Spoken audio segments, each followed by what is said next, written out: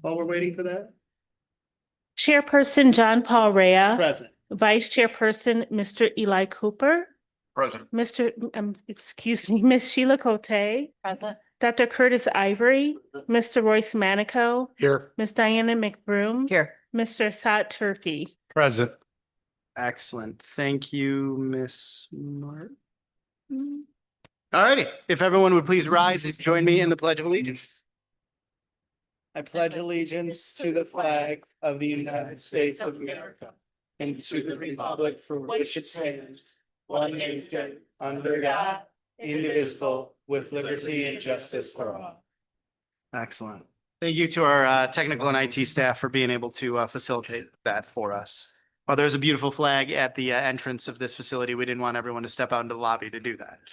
Alrighty, so next we are going to move on to a adoption of the agenda. The chair would entertain a motion to approve the agenda. So moved, Mr. Chairman. Been moved. Manico. Second. Supported. Any discussion? Seeing none, all those in favor, please signify by saying aye. Aye. Any opposed? We have an agenda.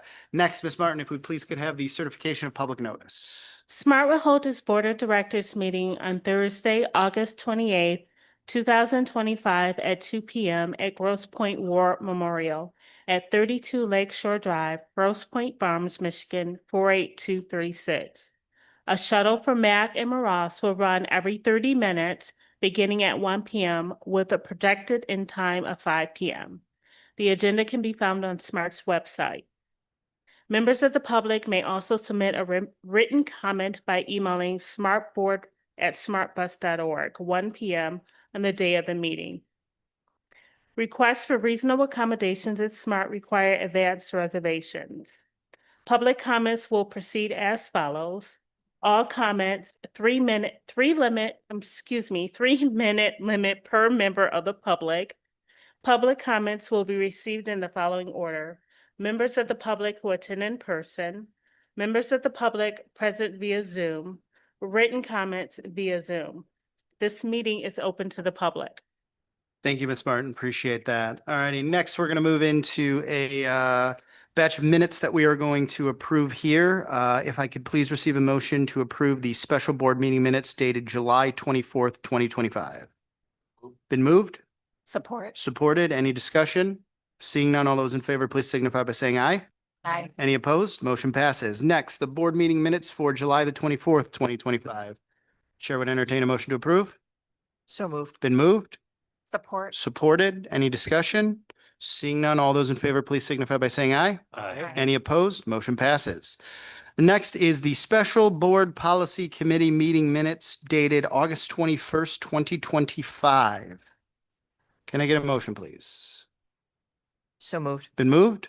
Support. Supported. Any discussion? Seeing none, all those in favor, please signify by saying aye. Aye. Any opposed? Motion passes. Alrighty, next we're going to get an update from our Special Board Policy Committee. There are 2 items that we will discuss and ultimately authorize. My assumption is we will take each one individually.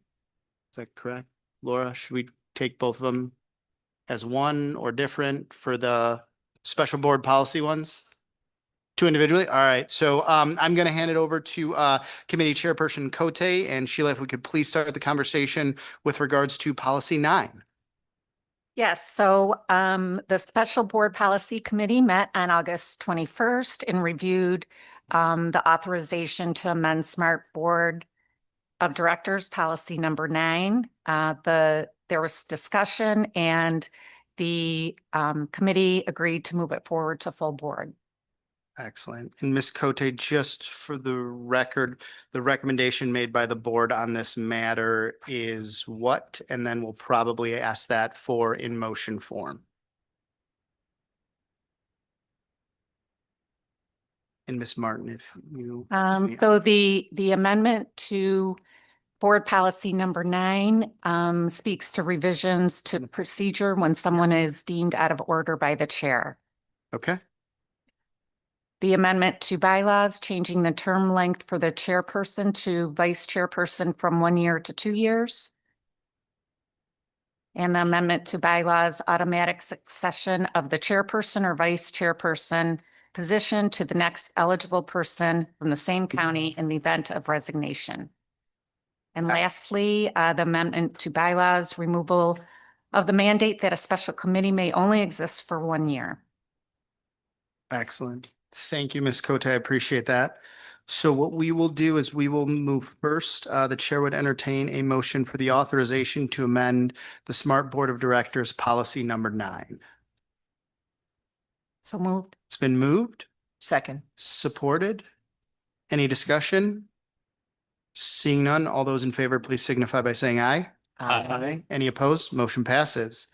Next, the chair would entertain a motion for the authorization to amend the bylaws of the Smart Board of Directors as proposed. So moved. It's been moved, Supported. supported. Any discussion? Seeing none, all those in favor, please signify by saying aye. Any opposed? Motion passes. Thank you to the members of the board on that committee, and thank you to the entire administrative team on that one, as we are continually trying to modernize the way in which we engage the public and facilitate business. I think these were 2 big steps for us as a board, and very much looking forward to continue to break in things with everyone here. Next, we are going to move into public participation. As always, we are thrilled that representatives from the public would like to join us. I believe today, if you could please step to the podium, identify yourself, and as always, you got about 3 minutes, and we'd appreciate it if everyone stuck to that time. Brother Cunningham, how are we doing today? Hello, everybody. 313-444-9114, 313-444-9114. That number was made so you can remember it. Just wanted to show appreciation to the new director, Ms. Gunter. We have a card for you that your ex-RTA co-workers at DDOT, and then DDOT, Kramer, Scott Benson, council persons, and people that I encounter, whatever. And then it also went through your offices as well, SMART. So it's just showing you honor where honor is due, is what the Bible says. And so I ain't a perfect person, but I know when to give honor where honor is due.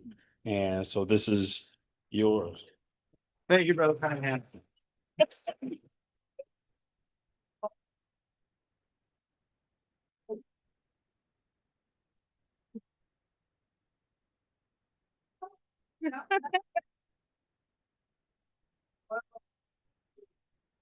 And look at you guys. That's impressive. I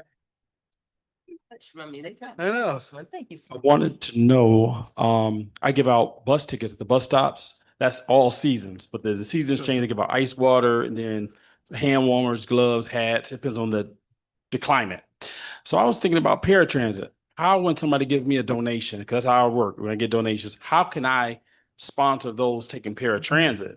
How is that possible? If somebody can reach out, how could I? And the same thing for DDOT. Like if I'm giving out bus fare or bus tickets, how can I do the same for paratransit, which is $250 one way at DDOT? I don't know what y'all's is, but with the donations that are given, how can I pay it forward? And people want to know, is the virtual public comment up and running for these meetings? It is. Great. That's about it. That's all I wanted. Anybody want to reach out with that information? 313-444-9114. Thank you. Awesome. Thanks, Brother Cunningham. Always good to see you. Anyone else looking to address the board today? Yes, Chairman Brea, we have Philip Don Leo. He's a former SMART employee who would like to say a few words, Philip, thanks for joining us today. Appreciate it. and a resident here in Grosse Pointe. Good afternoon, members of the board, Mr. Chairman. I want to thank you for showing up. I want to particularly thank Ms. Patterson and your general manager for their gracious welcome. Thank you. My name is Philip Leo. I'm a 62-year employee of transit in this area. Wow. I don't know whether you know this or not, but welcome to Grosse Pointe. This is my home, but it's your home because this is where SMART was formed under the guise of SEMTA. I was active in 1974 in the act of creating Act 304, along with Chairman William C. Marshall, your first chairman. He was my friend and, in fact, my mentor. In 1954, you purchased Lakeshore Coastlines. And you continued on until you became SMART. In 1992, the chairman of the board, then Patrick Nowak, convinced the board to shut SMART down, close the doors, lay off everyone. I convened a meeting with House member Curtis Hertel in Lansing. We convened a meeting at Cobo Hall Sports Center. In a notice of 5 days, we attracted over 2,000 people to protest that decision. 2 days later, Chairman Mark Steenberg had the board vote to overturn the motion to close you down. That motion passed, and the rest is history. Here you are. And I appreciate that. Again, I want to welcome you to Growth Point. This is your house. Thank you, Philip.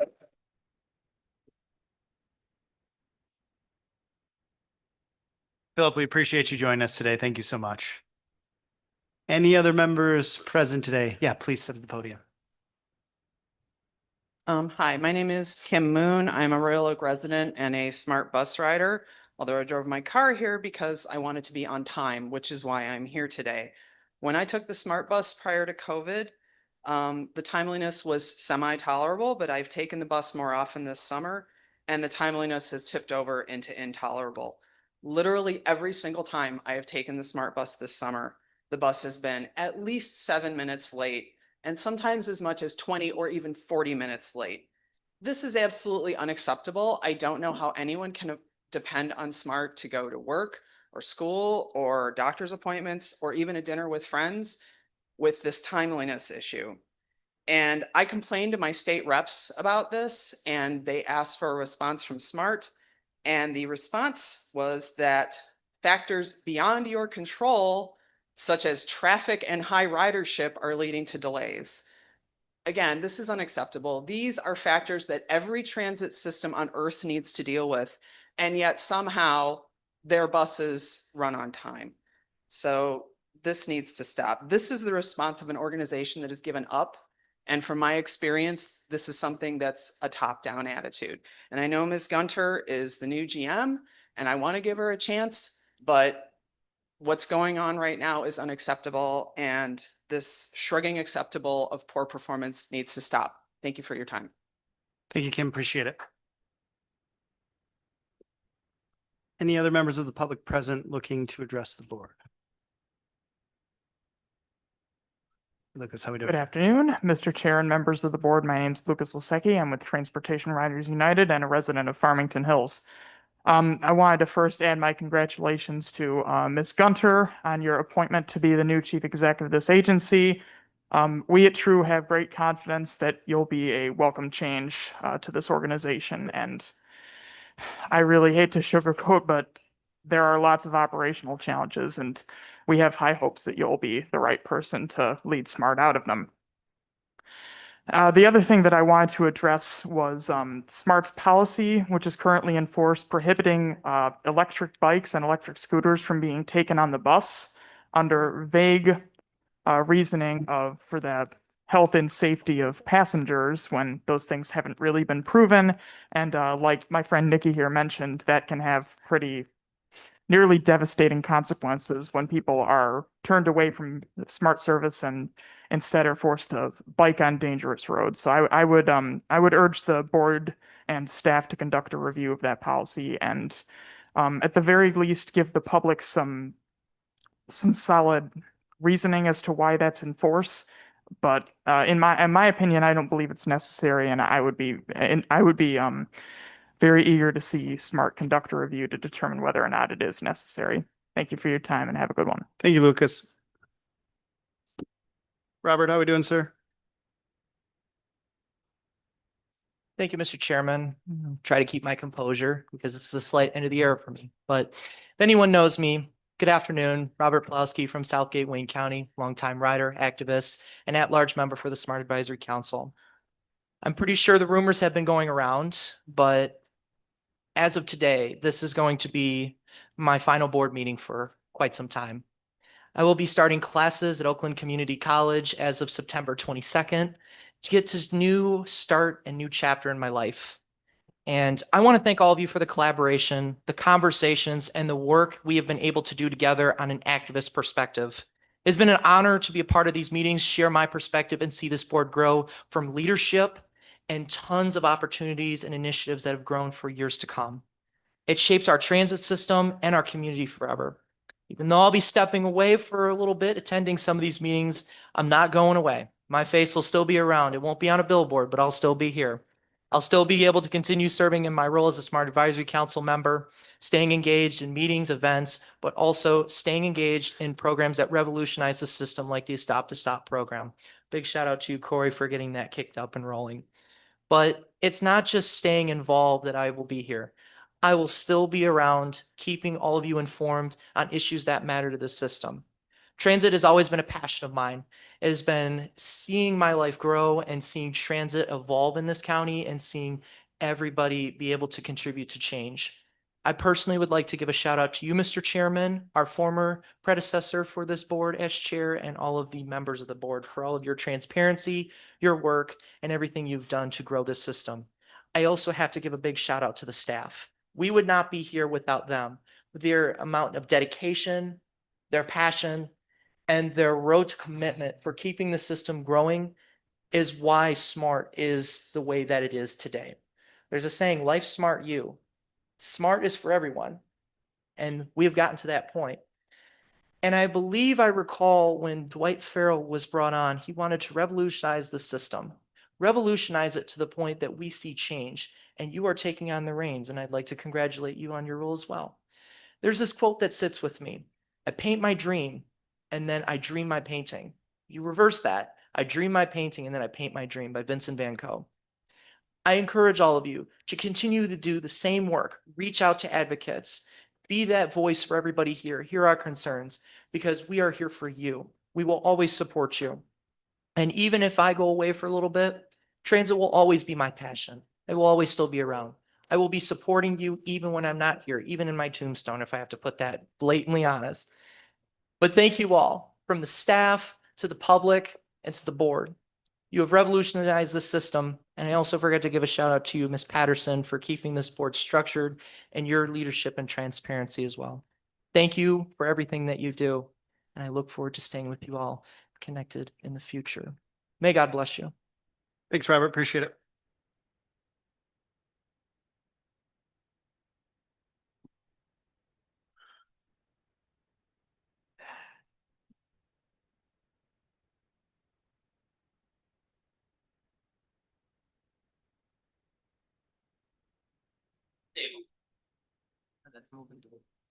That's just not stable. Just move the mic. Yeah, we can just move the mic down. Good afternoon, members of the board. My name is Nikki Nolan, and I'm from Macomb County. First, I wanted to congratulate Miss Tiffany Gunter on the full appointment to General Manager and CEO. Congratulations to you. But also, I wanted to give a shout out to the paratransit scheduling and driving team. Over the past month, I've been running your paratransit schedulers ragged, trying to keep up with places I want to go and things I want to do, as I've adjusted to having to plan nearly every single place I want to go and every trip I want to do in advance, instead of being able to go places spur of the moment like I'm used to being able to do. I've been giving lots of complicated requests. I've emailed trips in 5 p.m. Saturday that I want the next day. I've emailed trips in where I want to go someplace and I want to have mom go someplace else at the same time, and then we meet up and go home together. And I've even planned a trip to get home from Amtrak one day and had to call dispatch 5 times as the train kept getting more and more late, past the pickup time that I had asked for, past the time I just gave them 10 minutes ago. And throughout all of this, SMART has not been complaining. I get that it's the law that you have to provide the service, but it's still appreciated. It's still a lot of work to do, work that I'm available to join in on, by the way. I could absolutely join the scheduling team if there were an opening. But I just wanted to say thank you. And thank you for continuing to be here. Have a nice day. Appreciate it. Any other members of the public present here today looking to address the board? We'll go once, twice, 3 times here for in person, but we're going to go online. Ms. Martin, any other folks online looking to address the board today? Yes, Morgan will read the email that was sent to us. Oh, How many? let's go with the public participation first, and then we'll come to the email next. So perfect. Go ahead if you want to patch them in. And just as a reminder of everyone joining us online, still adhere to the 3 minutes. Thank you. Okay, yeah, my name is Patty Fedewa, and I live on the east side of Detroit. I just wanted to note that over the last 3 months, I've experienced several late buses as well as missing buses. The 2 times I called customer service, the individual told me that SMART did not have enough drivers, and as a result, some buses were not coming. I said, well, how do I know if a bus is coming? And she said that I should call whenever I use SMART to find out if the bus will show up. That's incredibly cumbersome and just not practical. The transit app has not been accurate regarding the arrival of buses. Sometimes the bus just disappears. I am requesting that you report on your website the number of SMART's monthly missed trips. I'm tired of the missed trips. I think we need to get our arms around it. And I've heard from SMART officials that you have enough drivers, so I was really confused by customer service's response. And also, please do what you can to speed up Woodward Fast. Service is much slower than it used to be when it first began. And I think we should just really work on making it fast, because when fast service works well, it's amazing, useful, and saves time in all of our lives.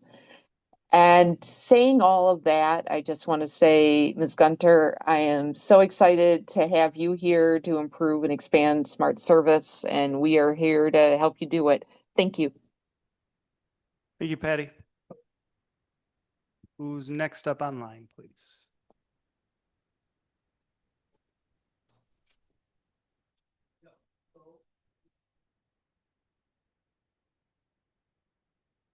I believe Miko is next.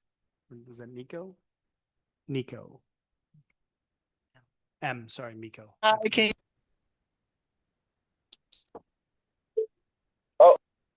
hear me, please? We've got you.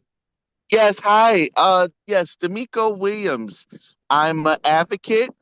I'm also a bus rider, and I want to say thank you for this opportunity to speak.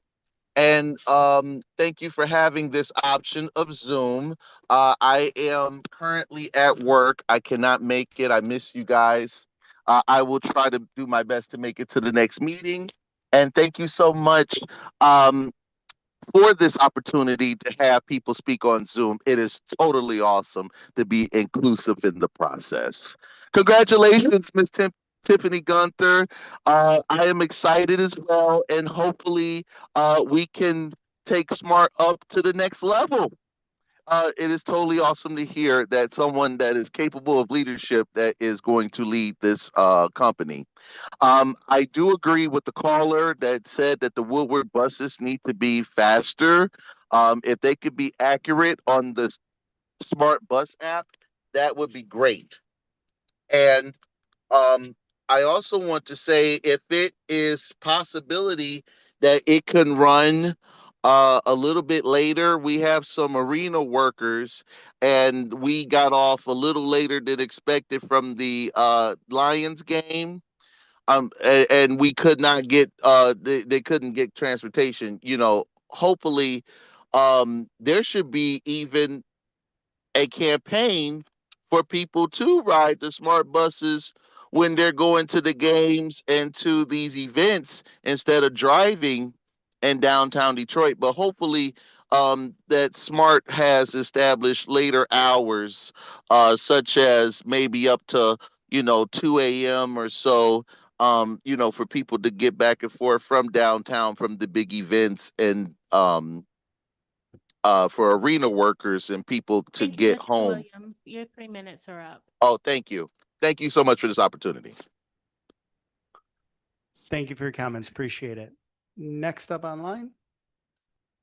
I believe Stephen, are you there? Yes, hi. My name is Stephen Boyle. I live in Detroit. From time to time, I do take the Smart Bus. I wanted to say thank you for opening up the virtual meetings to, to opening up the virtual aspect of your meetings where the public can call in and have conversation with you about the issues we see. I think it's really important for you to be able to speak with riders on the street so that you understand what that perspective is. I'd like to encourage ridership of the buses by staff members on a regular basis. I think that it's important for people to have a regular encounter of the service that they're creating for people. It's, I think it would be very enlightening for you. And I want to also mention the supply chain management. With the theory of constraints, you're going to find that one constraint is taken care of, another constraint comes up. So if you have enough drivers, the number of buses, if you have enough buses, the maintenance on the buses, everything is going to basically revolve. Never be complacent. Always keep moving. Thank you very much. And welcome to the new president or chair. Thank you.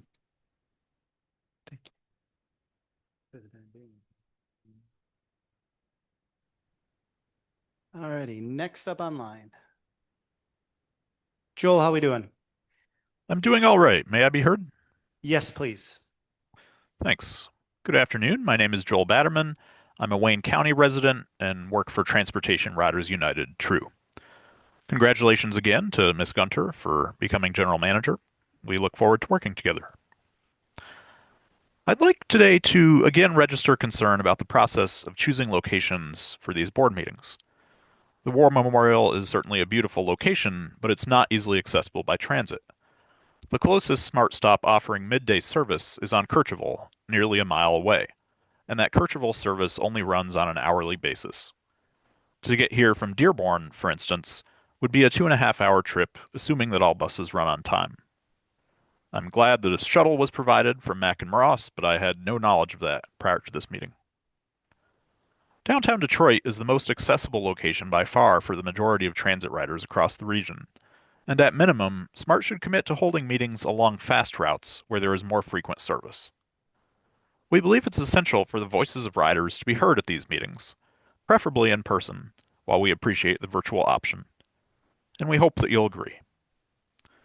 Second, TRUE would also like to urge SMART to begin publishing key performance metrics, such as bus pullout, missed trips, on-time performance, and ridership, on a monthly basis. Without this information, there is no way to assess progress on the severe issues of timeliness and no-show buses that have been referred to. We urge SMART to make this information publicly available. Thank you very much. Thank you, Joel. Anyone else available online to address the board at this time? Just have one email. Okay. Morgan will read it to you. Thank you. Tiffany Morgan, if you would please.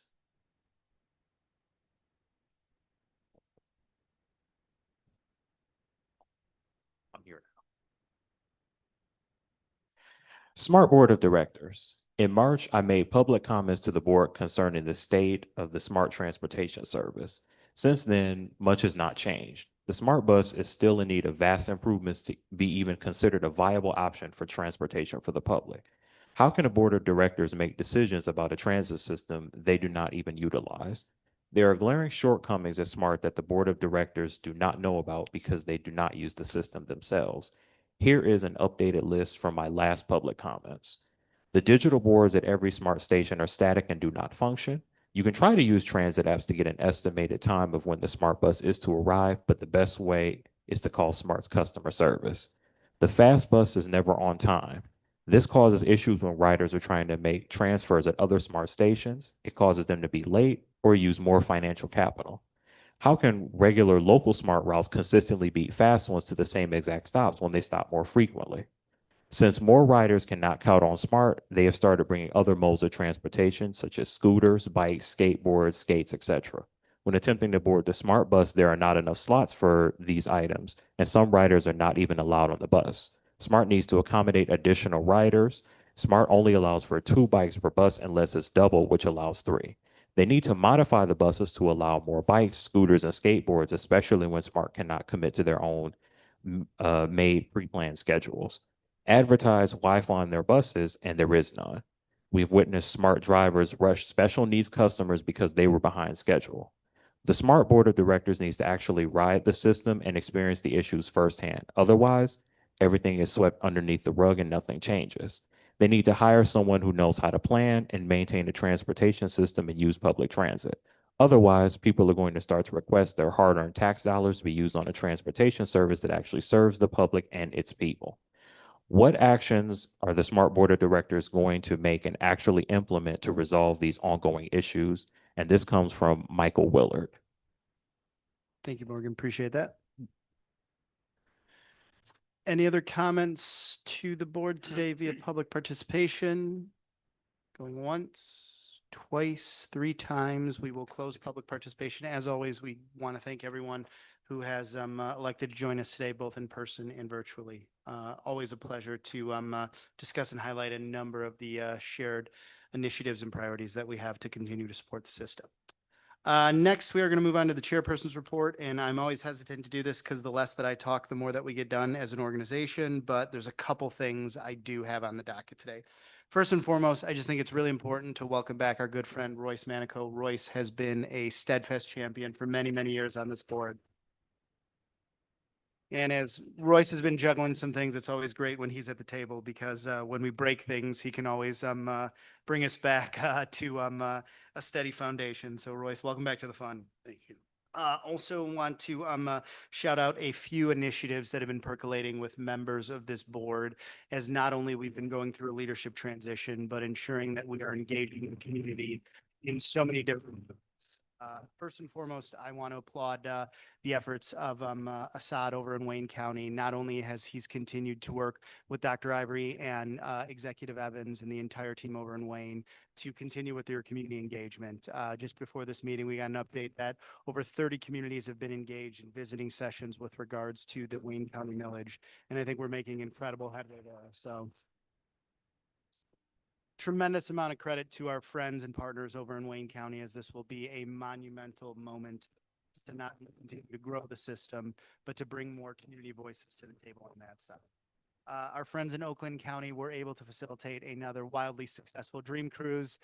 The amount of trips generated in that, Dee and Eli, I have no idea how you guys deal with any of that, but God bless you for dealing with that perpetual traffic jam. But it is undoubtedly a regional gem that not only puts our entire region in the map, but has enthusiasts all around Southeast Michigan, the state, and the globe coming to our region. And kudos to you all for that. It is huge. And even though we've got Arts, Beats, and Eats conflicting with Peach Festival, we'll make sure everyone has a good time this weekend on that front.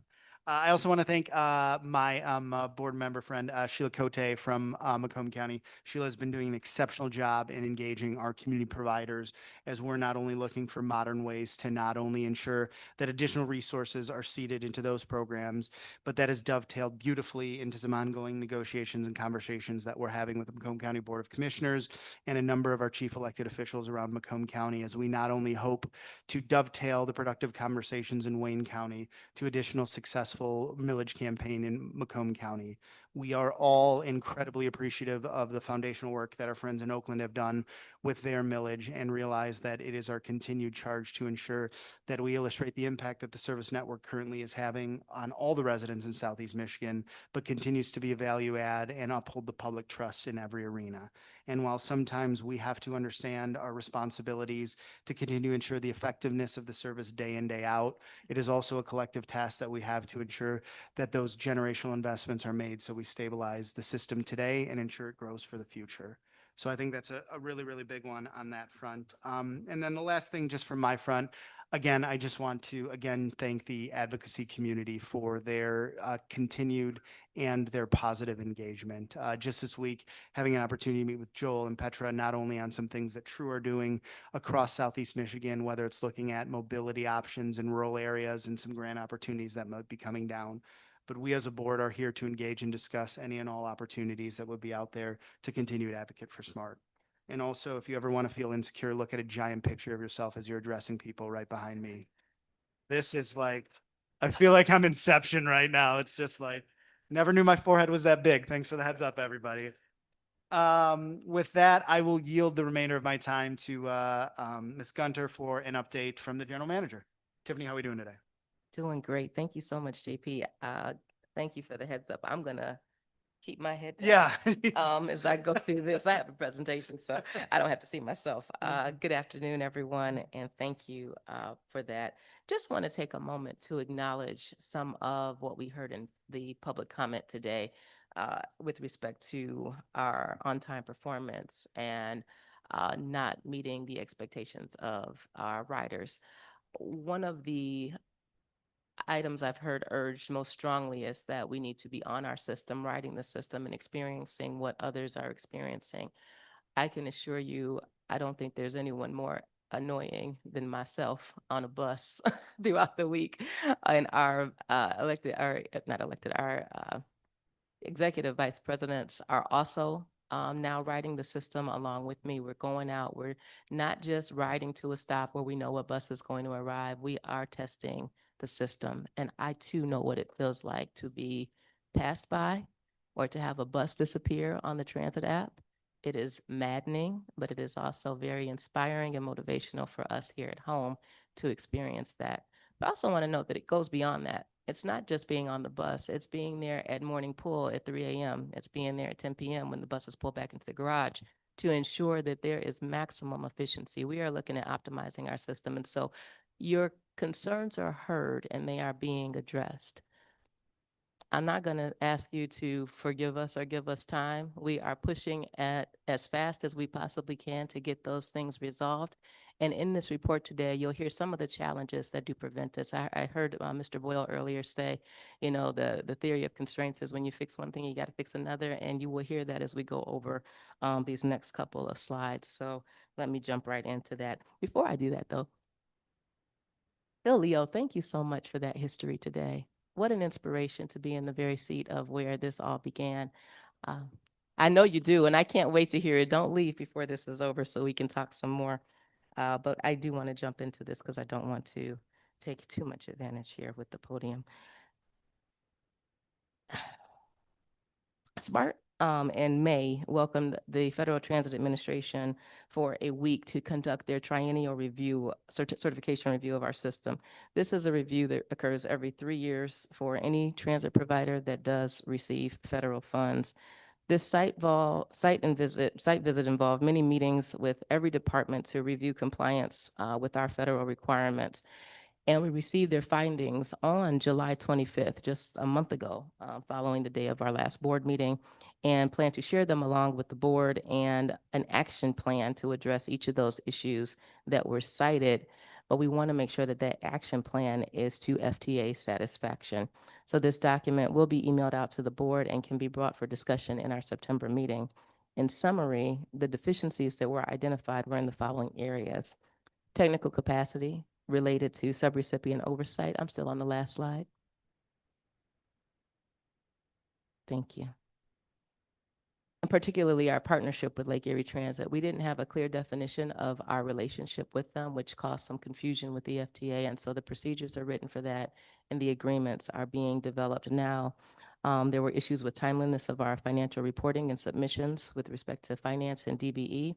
Procedures for counting our physical inventory were misunderstood. We were not doing a partial inventory instead of a full inventory every 2 years. We are solving for that now, and that will be complete by the end of October. There were updates needed to the safety management plan. That plan is expected to come before this board next month.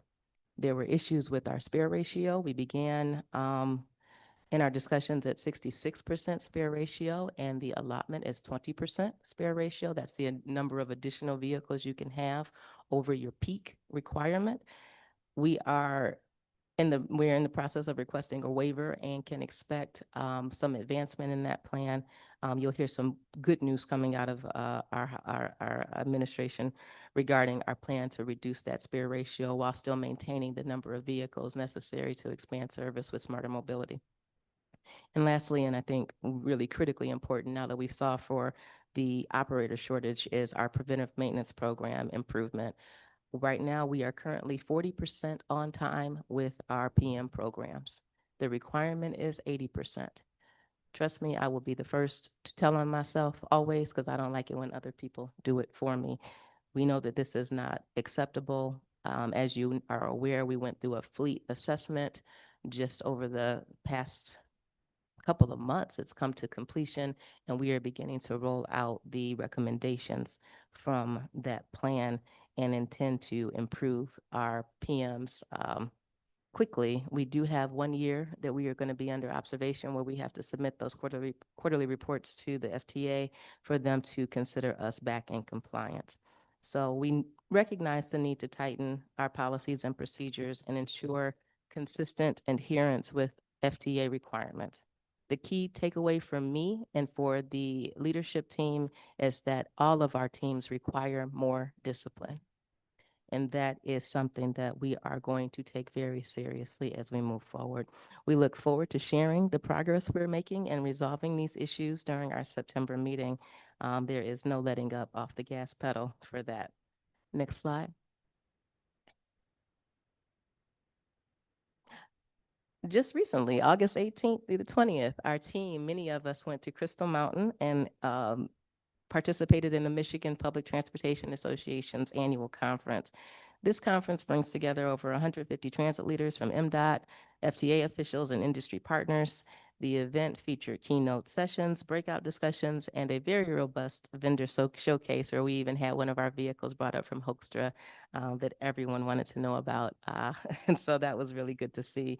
SMART's presence there reinforced our leadership role in regional transit, and it really facilitated engagement with our peers on best practices.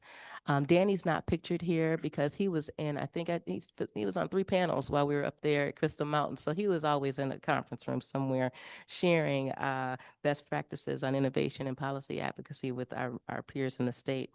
Most notably, the conference introduced Michigan Transit Impact Awards, recognizing outstanding contributions across the state. And SMART received the award for innovation and planning for our approach to smarter mobility. So thank you to all of the planning team and the external affairs team and pretty much everyone for that. Harmony sent me a picture of that wonderful award, but I was not able to translate it into this PowerPoint in time. So you will see it next month and we will bring it here in person.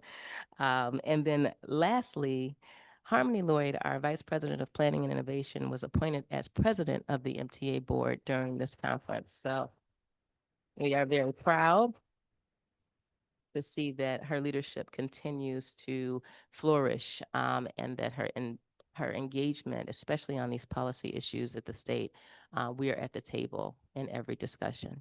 Next slide. So next, we are closely monitoring the development of the state budget. Currently, the outlook is not promising for transit funding. The FY 2025-26 budget, which runs from October 1 to September 30th, includes both the executive and the House proposals maintaining baseline funding at last year's amount of $226.7 million. The Senate proposal increases baseline funding by $15 million via a dedicated community infrastructure fund. We are seeing that none of the budgets that are being proposed replace the $20 million that we received in one-time ARPA funds allocated last year. And what we are hearing is that we will be receiving a local bus operating allocation at an all-time low of 24.76%. At one time, that allocation was at 50%. What we have been accustomed to is between 29 to 31%. So 24.76% would be a devastating blow. The House proposal that passed on Tuesday, I believe it was Tuesday, allocates 59.8 million for agencies, but there is a stipulation that they must meet fare box recovery thresholds.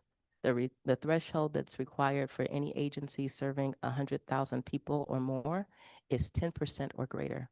At SMART, we average somewhere between 6 to 7% fare box recovery, which means that we would not be eligible for any of those additional funds. A decrease this severe would halt the rollout of our smarter mobility recommendations set to occur next year, and even have the potential to reduce service. The House and Senate have to reconcile these differences before October 1 to avoid a government shutdown. SMART, myself, Harmony, the External Affairs team, MPTA, and our partners at other transit agencies are doing everything we can to continue to advocate for sustained increased investment in our public transportation. We are hopeful that our efforts will not go unnoticed and that we will see some turnaround in these discussions in the very near future. So with that very heavy report, I'm going to move on to something a little more light. Next slide. We want to recognize some of our outstanding contributions from some of our employees at SMART. Jalen Branch, who's pictured above in that corner there, just recently in the last month was able to assist the Pontiac Police Department in a missing child investigation. Mr. Branch's attention to detail and concern for his riders made him more aware of the situation, so he was engaged and was able to provide timely information that led to the safe recovery of a missing child. And so we want to thank Mr. Branch for his excellent service.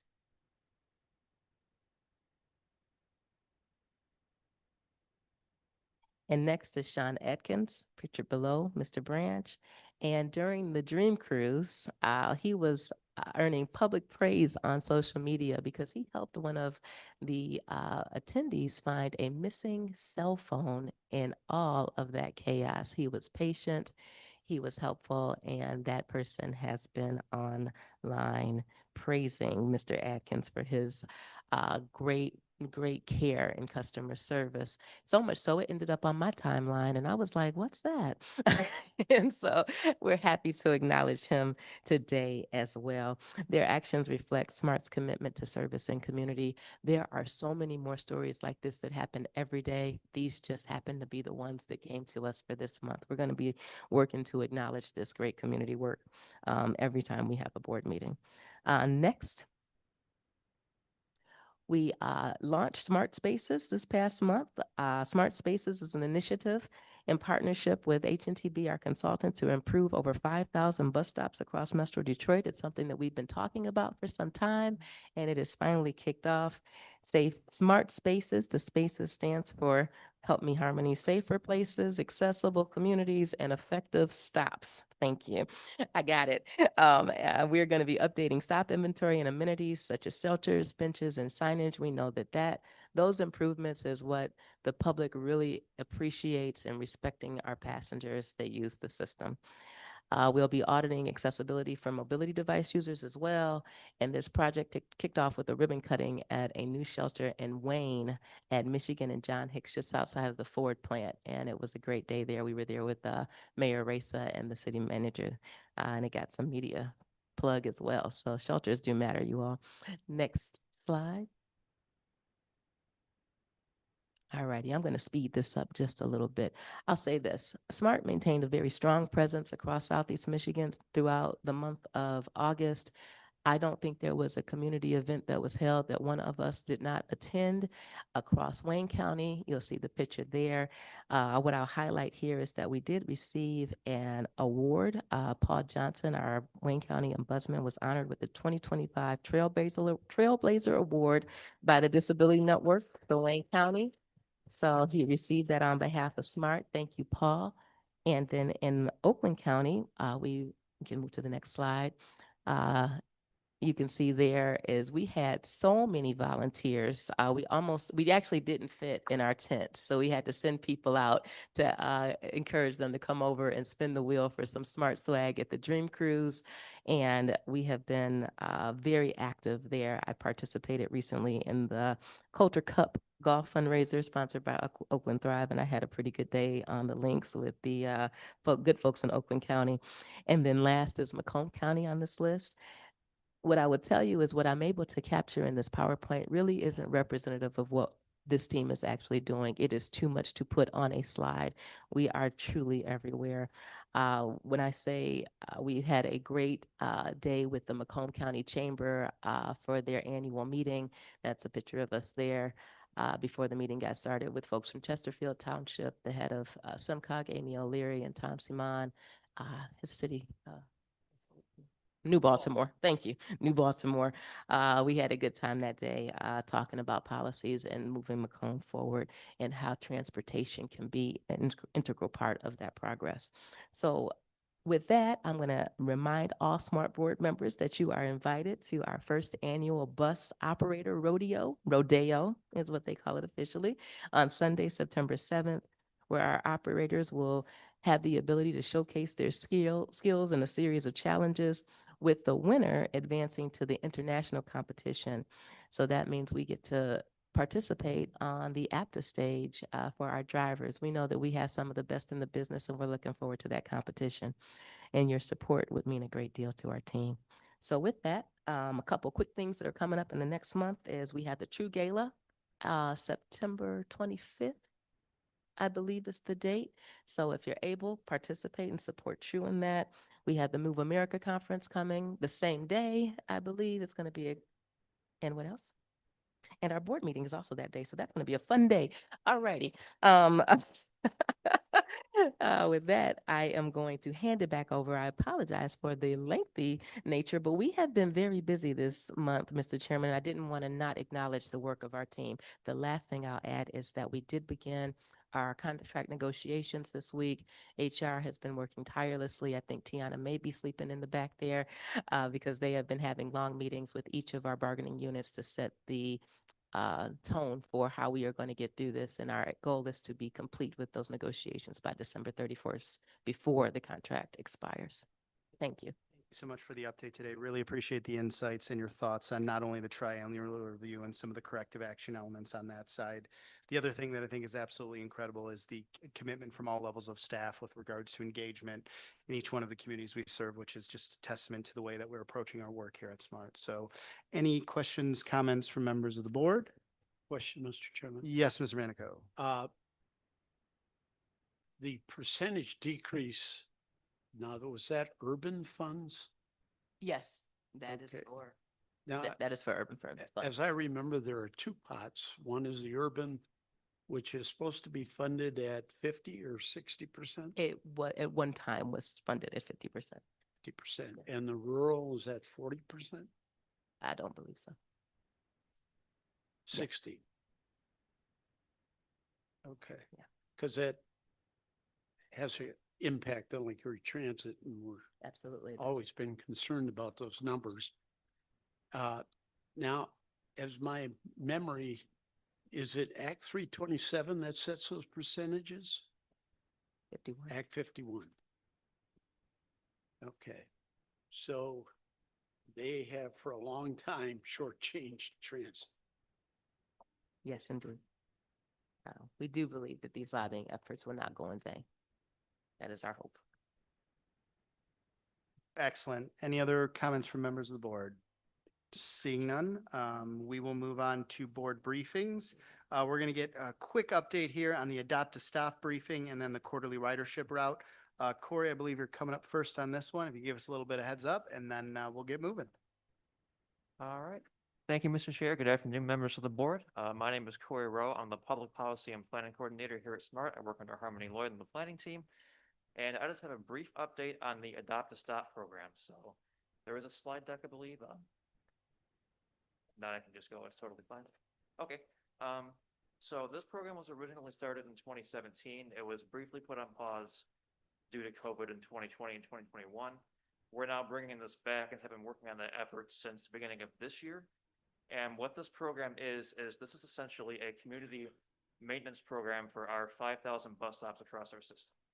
So our maintenance team is a wonderful group of people here at SMART, but they can't be everywhere all the time. So this is a way for community members who live near a bus stop or just want to be able to help to take up that responsibility and keep the stop clean, free of debris, clean the trash can, keep it clear of snow in the winter to a certain extent, and just be able to kind of make it their own. So the way this program works is we have an application form online, and I'd be happy to share the link to this with anybody who'd like to see it afterwards. And you sign up to adopt however many stops you'd like. Most you just one. Some people I know in the audience have close to a dozen, which is awesome. We'd love to see that initiative. And in exchange, we will recognize you on our website and we'll give you a custom sign for that stop. And that's everybody's favorite part because they've been asking me as we bring this program back online, how creative can we get? And what I've told them is that I say, as long as it's suitable for public presentation and as long as we approve it, you can get a little bit creative. So we've had some people who'd like to, for example, like Mike in Chesterfield calls himself the bus stop guy. His sign says bus stop guy. We have another participant who has a particular game character they like, and they put that person's name on the sign, a little sticker next to it. So it's just a way to get people excited about bus stops, which I can tell you, and I think our marketing team can agree with me on this, that's not an easy thing to do.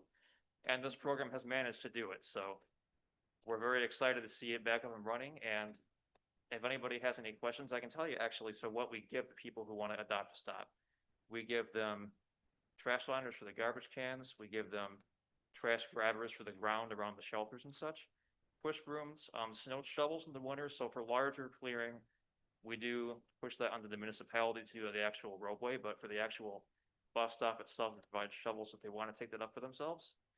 And then ice melt, some work gloves, and some glass cleaner for the shelters. So right now, we currently have 30 adopted stops across 14 unique participants, and we're hoping to grow that. So there is a map I'm going to be putting online shortly, and you'll be able to see where all the currently adopted stops are.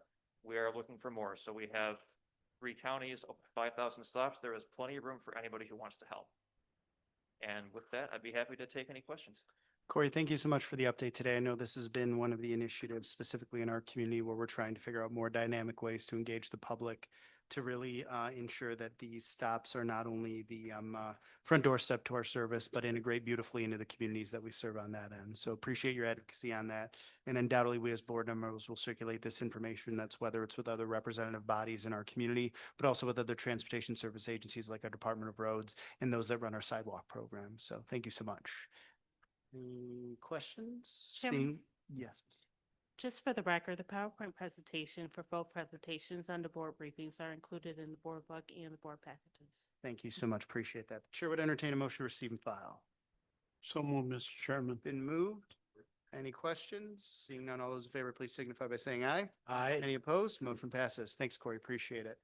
All righty. Next, Jordan, we're going to be getting our quarterly ridership report on fixed, flex, and paratransit. How are we doing today, Jordan? Doing well. Thank you, Mr. Chair, members of the board.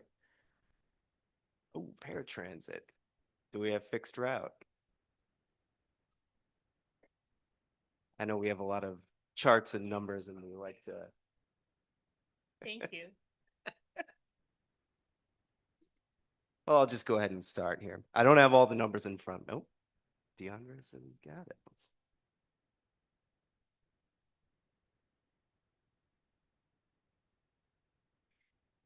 Jordan, we've got the packet in our presentation in our packet. So if you Excellent. want to get started. Thank you. Yeah. No worries.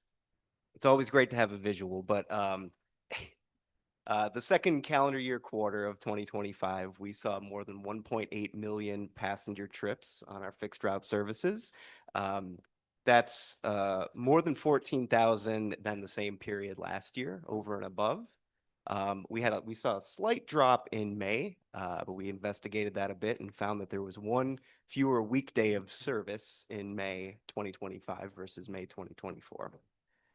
The top ridership routes by county are on par with last year. We saw, oh, thank you.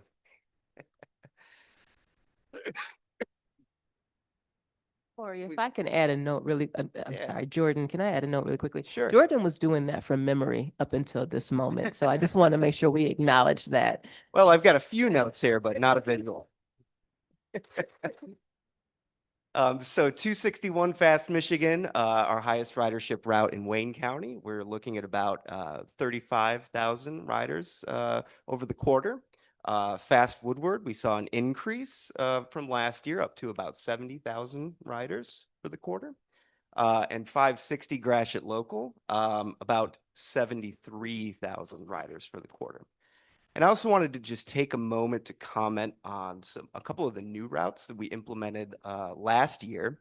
Route 492, Rochester Road, has seen month over month gains in ridership since we implemented service. We have a 20% increase above where we were this time last year. So we're seeing a great uptake on the Rochester Road corridor. Route 759 Highland started in late June of last year, and we've also seen steady month-over-month ridership increases there. We had over 4,000 riders on that route in June of this year. So with that, thank you. I'm available to answer any questions. Jordan, thank you so much for the update on the service in our community, and really appreciate the entire planning team's commitment to updating us on where we're at on ridership. Danny, I think you're going to give us a quick update on where we're at with our paratransit and flex, correct? Absolutely. Perfect. Go ahead. All right. I know we have a presentation he's pulling up, kind of along the same lines as what Jordan was talking about. We saw upticks. One of the things I did want to point out as we go into is, first of all, we brought our brand new branded transit van that is finally starting to hit the street. It took a few months to get it. We had to get the prototype done, but now that the prototype is done, we will be getting the rest of them outfitted and in the streets, on the streets for you. They are about 3 feet shorter, and they are a little bit shorter height and width, so we can go to more businesses, more residential areas than we could with some of the cutaways. So look for those out there. Next slide. So as you talk about paratransit, one of the things when we were looking at these numbers that really stood out for us was, where were we last year? And where we were last year was coming out of a 40 driver deficit in paratransit. And so as more drivers have been on the street, our ridership has seen the increase itself. We do see tapering off going into the summer for us as some of our schools close from the, in Macomb County, we have Rising Stars, Macomb Academy. As those close into June, we do see ridership drop year after year. But we are seeing increases every month in terms of on the paratransit side. Next slide. So Saturday and Sunday, we've talked about every time I presented this, we are seeing almost every week, it's a new record high in ridership on the weekends. Recently, we hit 300 plus rides on a Saturday, which again, for my time as a scheduler, it was about 120. We're almost double and tripling that every single weekend. So we, as expansions grows, new routes have gone, but just education, we're seeing ridership increases on Saturday. Next slide. On Sunday, we hit 100 rides.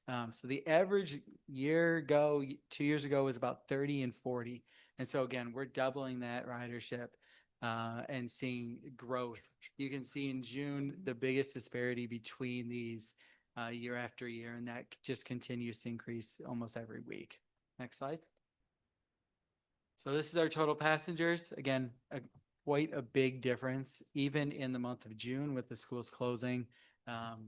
More drivers and just better scheduling efficiency. Next slide. So on-time performance, we wanted higher.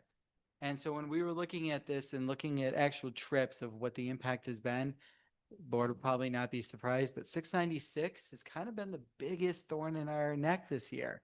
I am happy to announce that our vendor has built in a closure that we implemented this past month, where it reroutes all the paratransit trips around 696. So it's building in more time for drivers. It's rerouting drivers around that closure. It was something that they unfortunately had to build, test, and then for us to implement. So we are starting to see the impacts of that We're doing some live testing and perfecting it, but it is improving driver morale to not feel like they have to take 696 and feel rushed. So we'll be over the next year and a half, we should see these numbers maybe not improve, but be better and more consistent from that software change. Next slide. And then we'll move over to the Flex report. Next slide.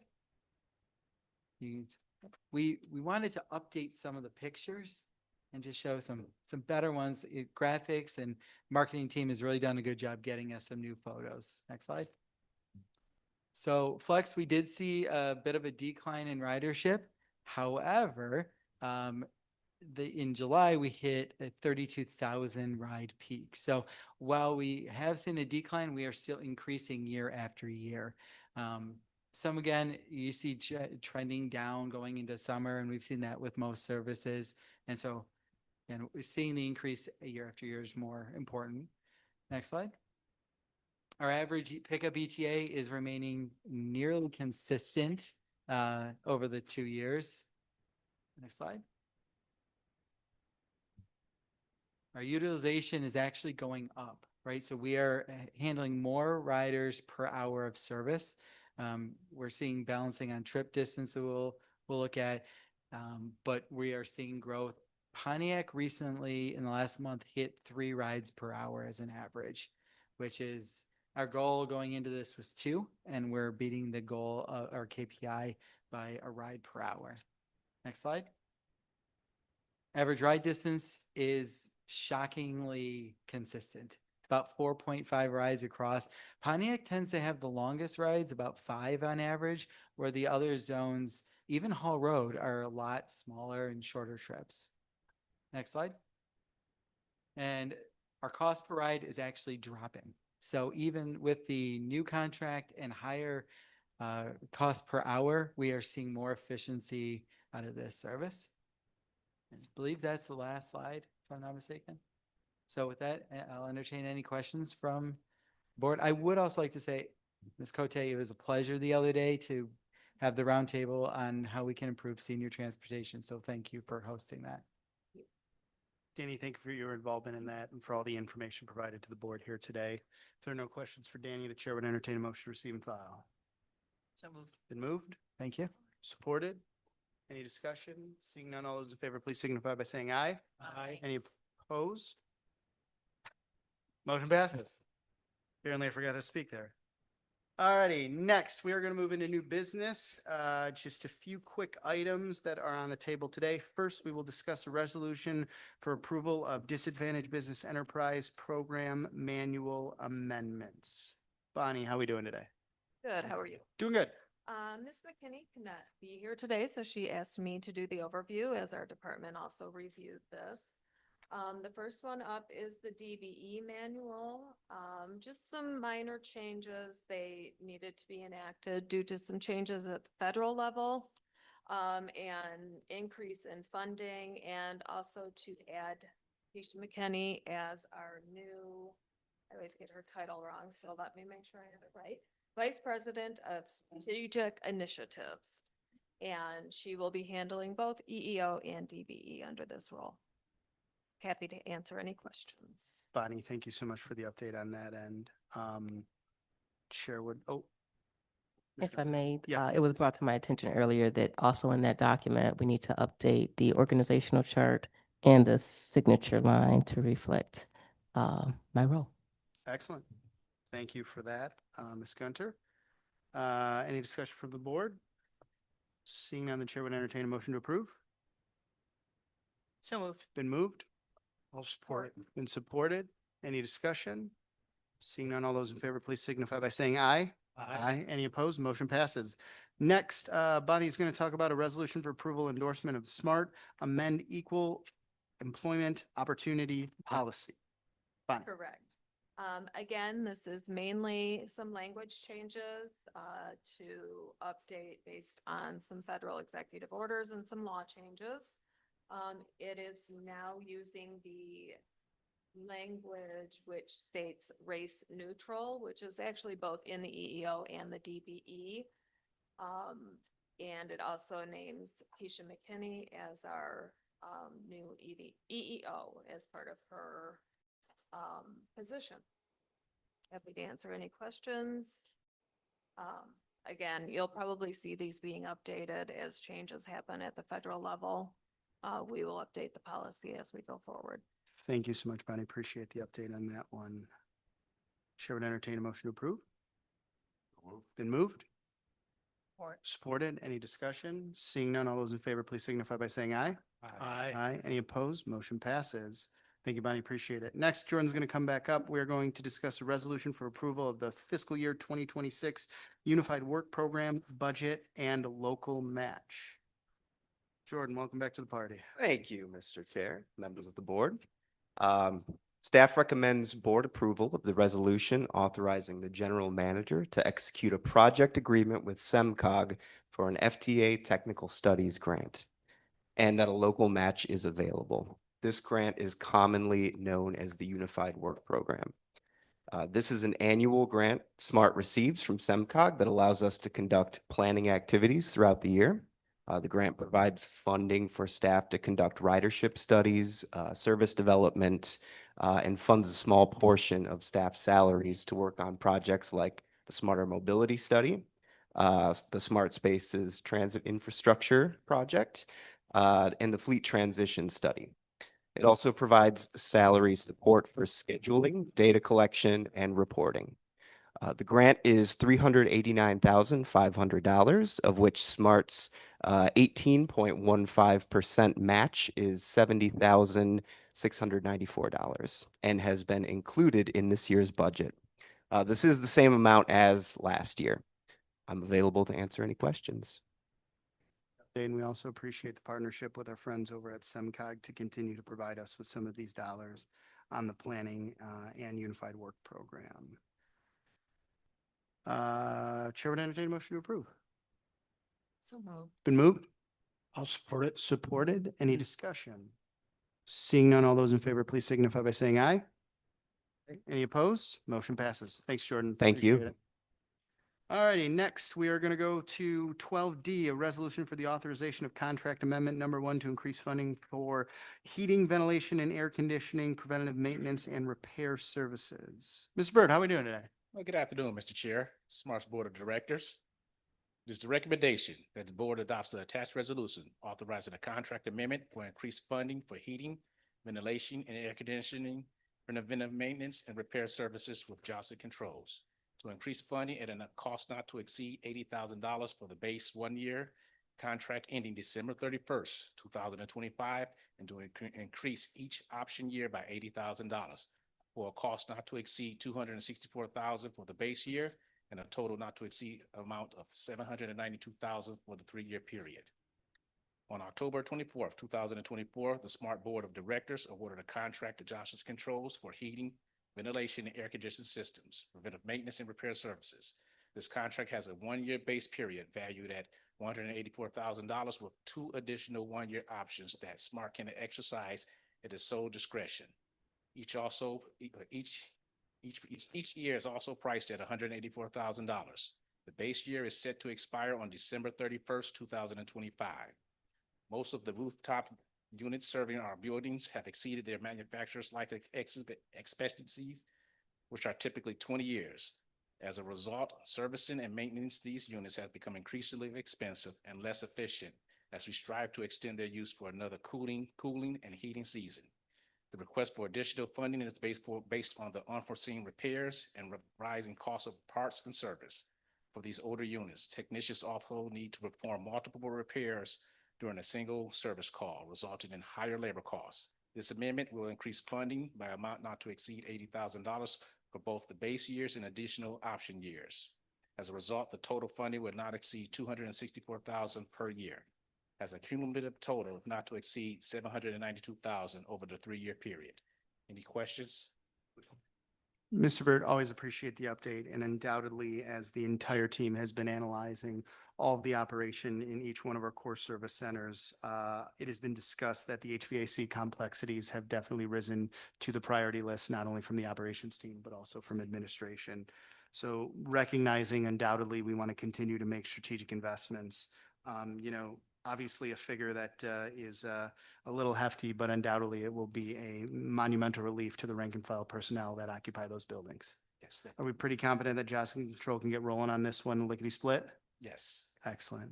Any other comments from members of the board?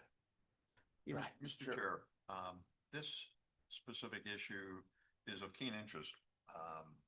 I have a long time ago studied energy utilization systems, and a 20-year-old system where we're investing a significant amount to cobble it together relative to the efficiencies of modern equipment. I have spoken with staff and I will be supporting this item, but I think it's foundational for us to do a look. Staff has acknowledged as part of its presentation, I appreciate that the units have exceeded their life expectancy. It's not merely that they're old and they need to be baling wire and bubble gum, but that the newer systems have efficiencies that may result in recapture of energy costs to offset. I suspect that the staff that will benefit from this motion will appreciate the heat in the winter and the air conditioning in the summer.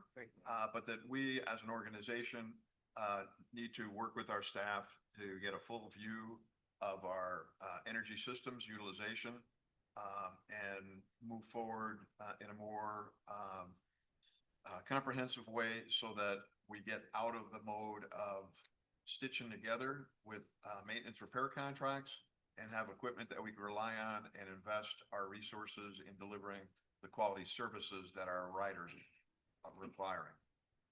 Thank you, Eli. I appreciate that. Any other comments? Oh, Dr. Ivory. Yes, I support the resolution. This is a very important conversation, and the whole issue of maintenance is always a being with me. I was wondering if it's possible to read the contract. I would just like to read the contract just for my own edification. It's not. Is that available? Is it? Yes. Part of documentation or something? Dr. Ivory, we will circulate that information to members of the board, specifically with the contract. Yep. Excellent. Any other questions on this item? Chair would entertain a motion. Been moved? Supported? Any further discussion? Seeing none, all those in favor, please signify by saying aye. Aye. Any opposed? Motion passes.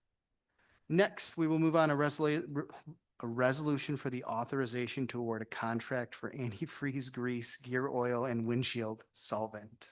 Mr. Burt. It is the recommendation that the board adopts the attached resolution authorizing award of a contract for antifreeze, grease, gear oil, and windshield solvent to Raleigh's Wholesale. This is a one-year contract beginning October 1st, 2025 through September 30th, 2026, with no renewal options. At an amount not to exceed $210,000. Any questions? Thank you, Mr. Burt. Appreciate this one. Any questions from members on the board? Seeing none, chair would entertain a motion to approve. Also move, Mr. Chairman. Been moved and supported. Any questions? Seeing none, all those in favor, please signify by saying aye. Aye. Any opposed? Motion passes. Thank you, Mr. Burton. I think we're going to wrap it up here with an authorization to award a contract for oil and transmission fluids. Yes. I mean, this is. It is the recommendation that the board adopts the attached resolution authorizing the award of a contract for oil and transmission fluids to Major Brand Oils. This is a one-year contract beginning October 1st, 2025 through September 30th, 2026 with no renewal options. At an amount not to exceed $630,000. Any questions? Mr. Burt, thank you for the information on this one. Chair would entertain a motion to approve. So moved. Been moved. Supported. Any discussion? Seeing none, all those in favor, please signify by saying aye. Aye. Any opposed? Motion passes. Thank you, Mr. Burt. Appreciate it. Thank you. All right, friends, if you wouldn't mind, the chair would entertain a motion to head into closed session to discuss a privileged attorney-client privilege communication. If I could receive that motion, please. Also move, Mr. Chairman. Been moved. Supported. Can I please get a roll call? Chairman John Paul Rea. Yes. Vice Chairperson, Mr. Eli Cooper. Yes. Ms. Sheila Cote. Yep. Dr. Curtis Ivory, Mr. Royce Manico. Yes. Ms. Diana McBroom. Yes. Mr. Sat Turkey. Yes. Alrighty, we're gonna head into closed session, friends. If you wouldn't mind giving us a few moments, we'll be back.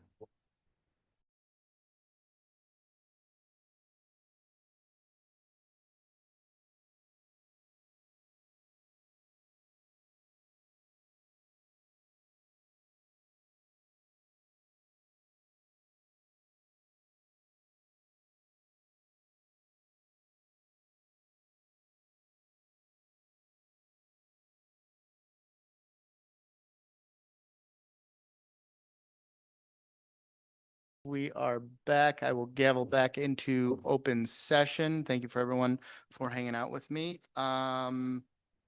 Anything from the board? Mr. Chairman, for those new members on the board, you appoint me every year to the Toledo Metropolitan. 1 second, Oh, Royce, I okay. believe we are waiting on a motion. Give me Oh, one okay. moment. Any other motions from the board before we head into board member business?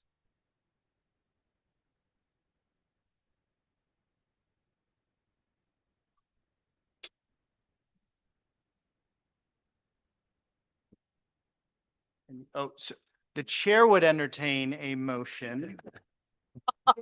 I was like, I thought this was on you. All right. This is where I'm gonna read something. Sorry, I wish I was better at my job. If the board would consider a motion to allow the chair to continue negotiations with General Manager Tiffany Gunter and establish key performance metrics that would be integrated into the performance evaluation. So moved. Been moved and supported. Any discussion? Seeing none, all those in favor, please signify by saying aye. Aye. Any opposed? Motion passes. Thank you. What? Who was your second? Dr. Ivory, I believe. I'll second. That's- No, I think Dr. Ivory moved. Excuse me, Dr. Ivory moved, I the didn't. second. Royce, we will go to board member business. Each year you appoint me as the liaison to the Toledo Metropolitan Area Council of Governments. For the new members, we have a franchise agreement with TARTA that crosses into Ohio, Northwest Ohio, and allows access to Franklin Park Mall and the Mud Hens, Muddy Express, and a variety of other things that come along. But one of the committees is called the Smart Transportation and Innovative Mobility, or STIM. And that's a brand new committee that they started this year, along with the Metropolitan Regional MPO Planning Committee, or Policy Committee. At the meeting on August 14th, which I attended, there were 3 items on the agenda. One is the Gordie Howe Bridge, which I thought was pretty interesting. They had a handout talking about connectivity, on-site toll collection, traffic management. And I got a few extra copies, so I thought I'd hand it down. If any of the board members are interested, you're free to take one. The second item was the future of transportation on the Lake Woods campus, which was an ideal campus for a self-driving small bus or vehicle. And the consultant, along with the TMCOG staff, was recommending that TARTA employees would be hired to run this operation. And they're in the phase 2 of the study, looking at the details of this. Now, this is a big senior complex, a little less than 1,000 people with 400 employees. And it's about 3/4 of a mile around the campus itself. So it seemed to be kind of interesting, and I'm sure at some future date, this board might be faced with some questions from a community college or a senior center or someone who might be looking at SMART to run an autonomous vehicle on that facility. The last item, which was kind of interesting, was a systems communication with smartphones and wearables such as the Apple Watch. And there was a long discussion about that with a very nice presentation by staff of how that's impacting all of the technical things that fit into transit. And so I thought, I'll pass these on to Tiffany Martin, and she has presentations. And if any of the board members would like to take a quick look at them, they could. That's all I have, Mr. Chairman. Thank you, Royce. Appreciate the update. Any other comments from members of the board for board member business? Seeing none, the chair would always entertain a motion to adjourn. Motion to adjourn. Been moved, supported. All those in favor? Aye. Any opposed? We are adjourned at 4:10.